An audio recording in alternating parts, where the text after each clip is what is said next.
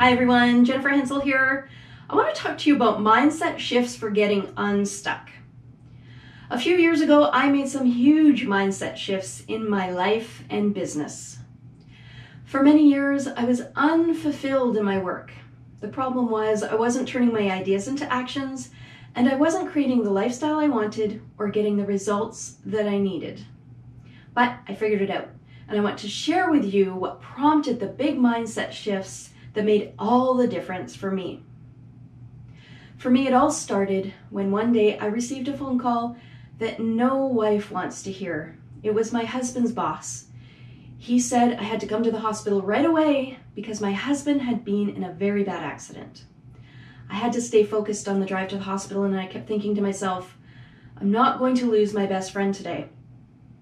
When I finally got to him in the hospital, I didn't recognize him at first. He was covered in blood, and his chest and body were all caved in. He had been crushed by thousands of pounds of wood, and he had blood coming out of his eyes, ears, nose, and mouth. He had multiple fractured bones. But thankfully, he survived. The days and weeks and months following his accident were extremely difficult on the whole family. I was exhausted.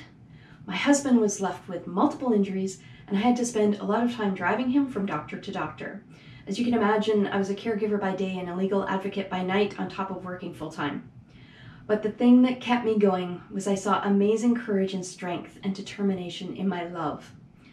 One of the things that impacted me the most was how the communities my husband was involved in before his accident now rallied around him and supported him. You see, Paul was a volunteer football coach and announcer, and the football players and other coaches would come around and say things like, "We're here for you, Coach Paul." He had over 100 visitors in his first month, and those moments were so touching and really sustained us through the hard times.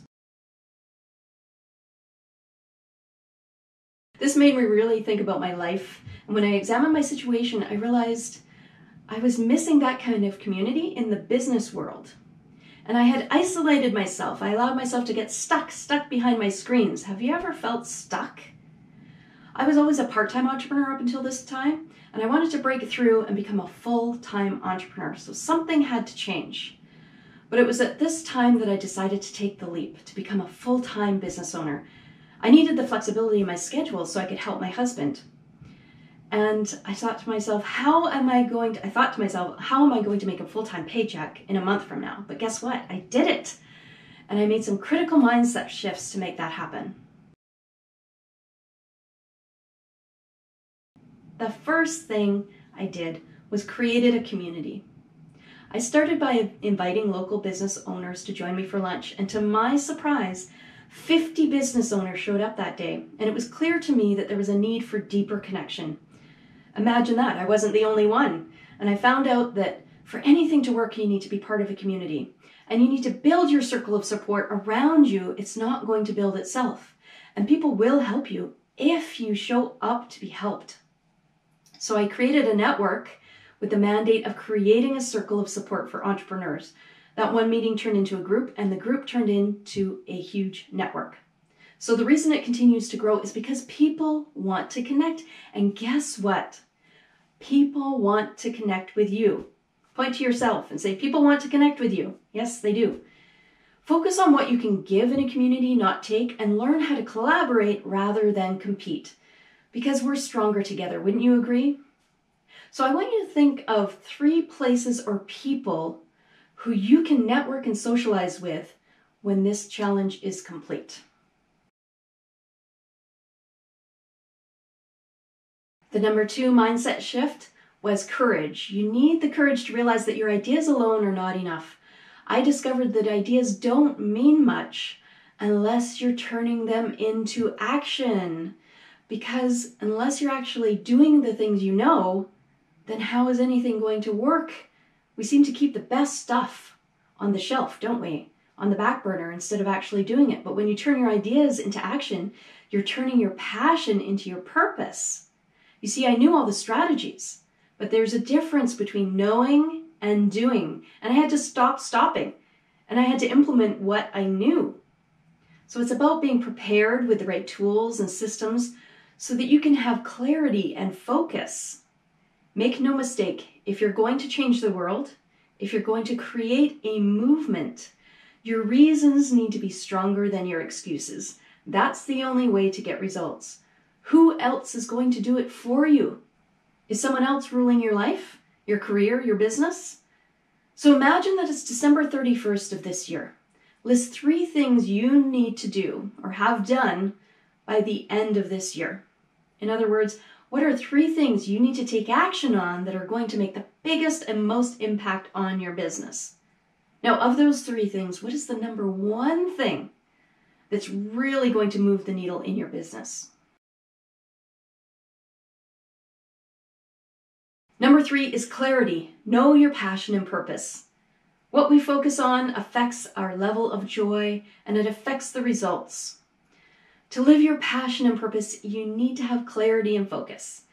If you don't know what your passion is, ask yourself what really fires you up, what makes you uniquely you.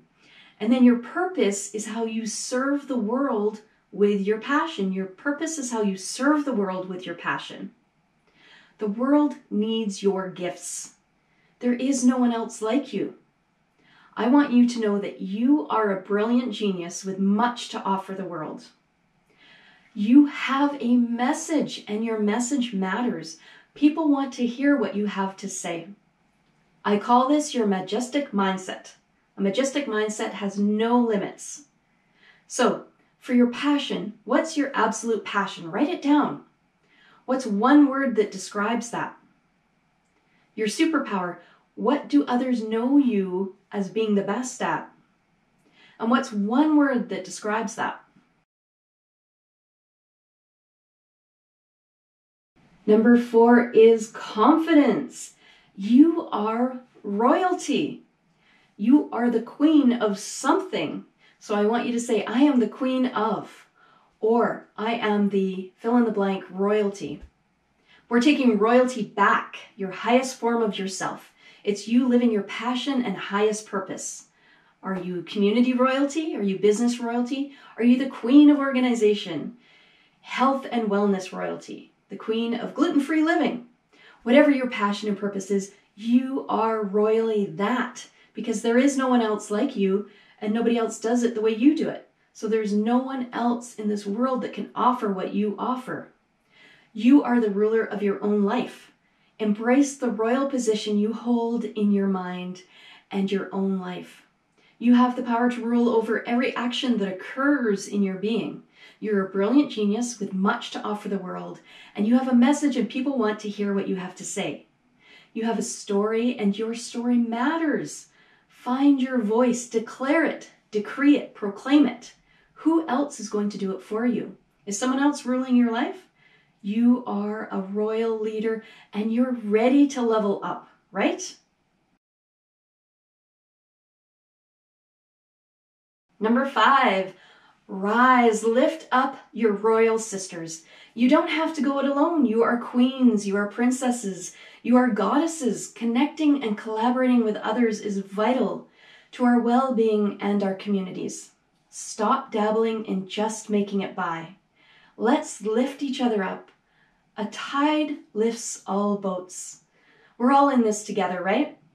You can find out more about how to work with me at inspiredinfluencers.com. I look forward to connecting with you further. Bye for now. Download your I Am Royalty or I Am the Queen of posters through the link in this post.